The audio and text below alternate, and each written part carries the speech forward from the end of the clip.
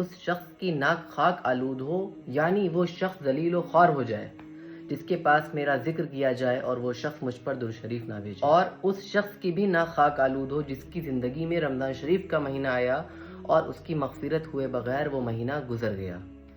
اور اس شخص کی بھی ناک خاک آلود ہو جس نے اپنے ماں باپ کو بڑھاپے میں پایا ہو اور وہ دونوں اسے ان کے ساتھ حسن سلوک اور خدمت کرنے کی وجہ سے جنت کا مستحق نہ بنا سکے ہوں۔ اللہ تعالیٰ نے رمضان شریف میں شیاطین کو قید کر کے نیکیوں کے لیے ماحول سازگار کر دیا ہے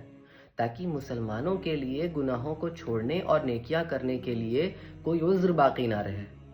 اور اگر کوئی شخص ایسے سازگار ماحول میں بھی اپنی بخشش و مغفرت نہ کروا سکے تو یہ اس کی کم بختی اور بدنصیبی ہوگی۔ حدیث مبارک میں ایسے شخص کو بدنصیب کہا گیا ہے، کیونکہ اگر اس کی مغفرت کے مہینے رمضان شریف میں بھی بخشش نہ ہوئی